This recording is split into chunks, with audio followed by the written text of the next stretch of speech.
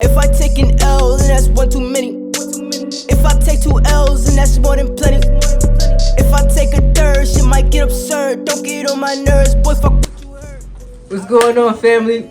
Welcome back to my channel, 81 West Podcast, 81 West Forever. I'm starting a radio station. First thing I want to say is my announcement. My radio station is going live on Saturday. If you want to be one of the featuring artists on my opening day, you just email me at 81wpodcast@gmail.com and send my cash app for payment is 81W Podcast. Hashtag 81W Podcast. The rate is $25 a song, and it's 3 songs maximum per artist, unless it's highly requested by your friends, fam, other artists. So just make sure you sharing.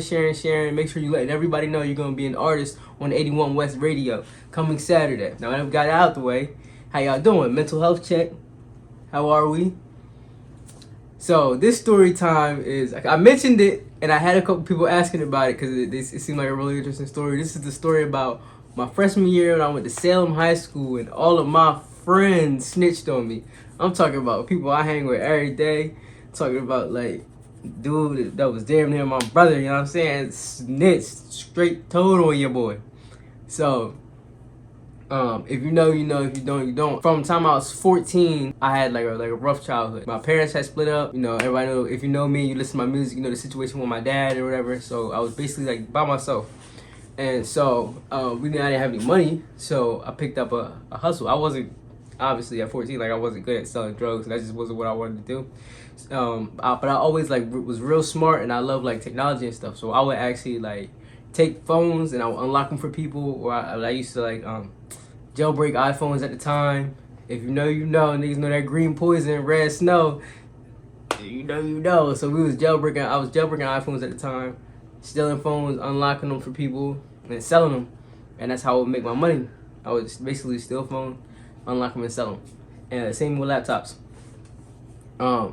So one day in class we had substitute. What we gonna name him? We're gonna name him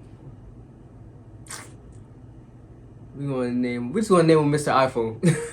So around this time, like my freshman year, I want to say this was probably 2012, 2013. Around this time, niggas wasn't the iPhone 4 had just dropped. Everybody wanted the iPhone 4. Everybody had the iPhone 4. You feel me? It's like that was like the most popular phone at the time. And the substitute teacher that we had, he had an iPhone 4. And I ain't gonna lie to y'all. As soon as I seen him pull, you know, get ready, get everything on his desk. He pulled his phone out. I had the Mr. Krabs money $ eyes. I was like, oh shit, like I gotta get my hands on that junk. So, just my luck at the time.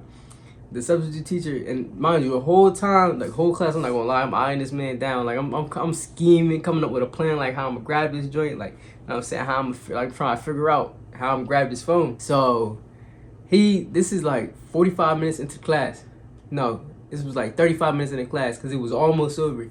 He goes to the bathroom, but he don't leave nobody to watch us. I don't know why he would leave a bunch of badass black kids in the room by himself. Like the room wasn't gonna be on fire, but that's what he did. That's what he did. He went to the bathroom. So, but he put his phone on the charger behind the desk, and he tried doing it in a tuck. But I'm telling you, I was watching this man the whole time, so I'm already knowing, like, yeah, I'm gonna grab that joint. As soon as he left, I was like, yeah, I'm gonna grab that joint. So I walk around, you feel me, little dumbass walking around the classroom, figuring out how I'm gonna get this joint. So I walk, and it was behind the desk on the heater, so I just stand like behind the desk. Ain't nobody really paid attention to me because I really was to myself at the time.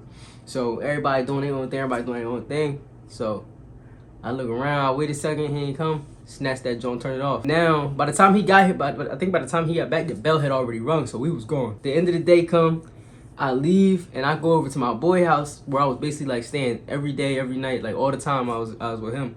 So I go to my boy house, and I go to unlock the phone. This is like hours later after school, because I remember like it was dark time. So I go to unlock the phone. Now, y'all know, back then, put the phone, the factory reset the phone, you had to put it in DFU mode. So basically, you hold the home button, plug it up to the computer, hold the home button, see if you see the Apple logo, and then you'll like a couple seconds later, you'll see it go into DFU mode, and that's how you will unlock it. Then it won't work now, so don't do it. Don't even try it. It ain't gonna work. But cause iPhone security is on another level. You still an iPhone now, you dumb.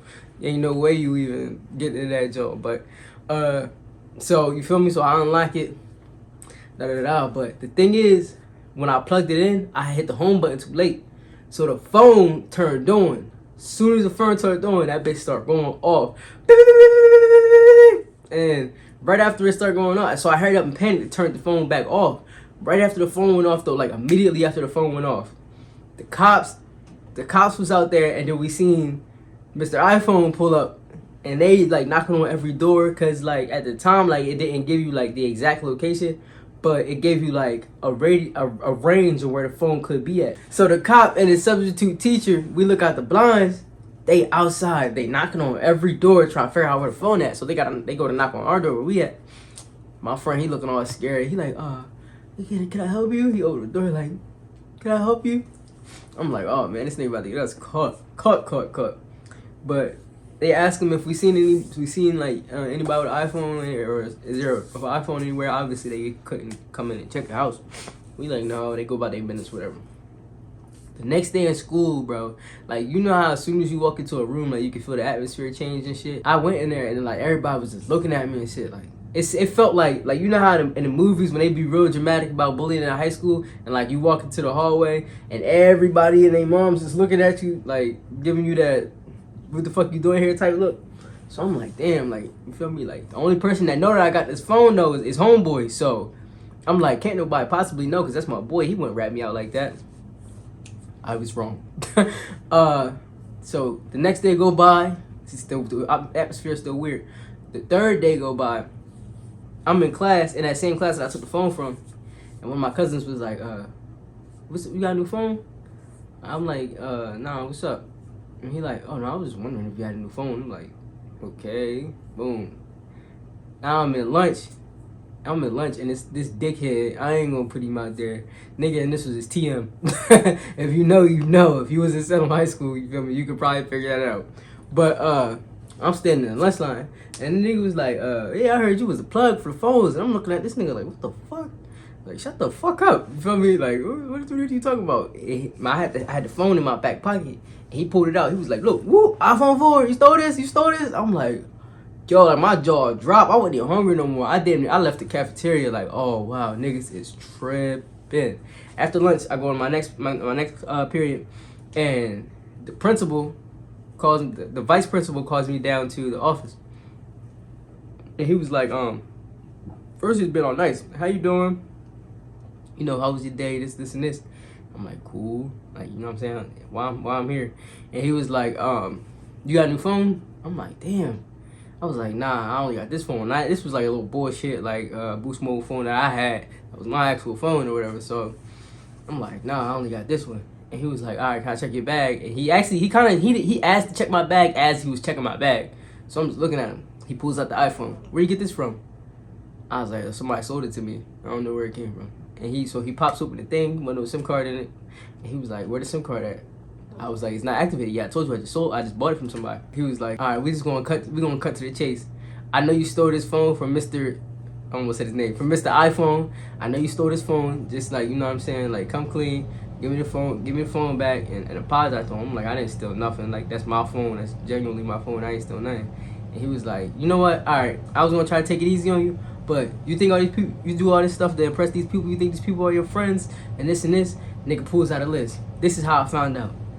And he got like 5 different statements. One of them being from the first person that told was my friend, my closest friend I had at the time, where I took the phone to. First name on the list. Second name on the list, my cousin that asked me if I had a new phone. Third name on the list, this white boy I was cool with. Like, and he got all these statements. He was like, yeah, so you think you're so cool, you trying to impress everybody? You running around stealing phones to impress everybody? And I'm thinking in my head, like, first of all, nigga, I'm running around stealing phones to eat. But that wasn't even the point. It wasn't none of his business, so I'm like, whatever. Like, yeah, you running around stealing phones to try to impress everybody, blah, blah, blah. They don't care about you. They don't like you. The first chance they got, they told him, mind you, I think this was a voluntary snitch, because there was no, like, especially my homeboy that I went to unlock the phone or whatever, to restart the phone, that was a voluntary snitch. Because if he wouldn't have said nothing, nobody would have knew nothing. Like, you know what I'm saying? He would have just called the laws. You know what I'm saying? They already came to our spot, to the block, looking for the phone or whatever. Nobody, you feel me? It's like, I felt like that was a voluntary snitch. Like, he really didn't even have to do that. And then to like go around and tell other people, and other people telling me too, it's like, damn. After that, I lost my trust in everybody. Like, I ain't fuck with nobody. And then like what was more annoying is we was at an age where like niggas was running around talking about snitching ain't acceptable. Niggas running around listening to Lil Durk. And this is around this time Chief Keef was real big. So it's like, damn, like y'all act all extra hard, but listen to this music talking about no snitches and niggas is in gangs and doing gang signs and all that stuff. But niggas literally told on me, like, you know what I'm saying, for no reason, like snitched on me. And that shit just was never respectable. Even to this day, I see a lot of them people posting up shit on Facebook, all this tough ass gangster shit on Facebook, and I just be like, you feel me? Like, I still remember that time you told on me. Like, I ain't, you know what I'm saying? Niggas get no love. You don't get no love. So that's my story about the time that everybody snitched on me. Y'all ever been snitched on, or y'all ever told on somebody? I know y'all probably told on somebody. And I'm talking about above the age of 10. 10 and under, it ain't really snitching. You ain't really telling. But if you was older than that, your ass a snitch. If you got this far into the story time, I love you and I love your mama for having you. If you tuned into the page at all, I love you and I love you your mama for having you. If you see my last interview with Taquan, 3, 2, 1, action, and you liked it, I love you and I love your mama for having you. Even if you didn't like it, I still love you. You know what I'm saying? 81 West coming back, podcast coming back. 81 West Radio. Submit your song at 81wpodcast@gmail.com. Submit in the subject, put your name and however many songs you're sending, up to 3 songs, and then let me know you sent them, and then I'll send you my cash tag, and it's $25 per song, 3 song maximum per artist. Get with me. I love y'all. Peace.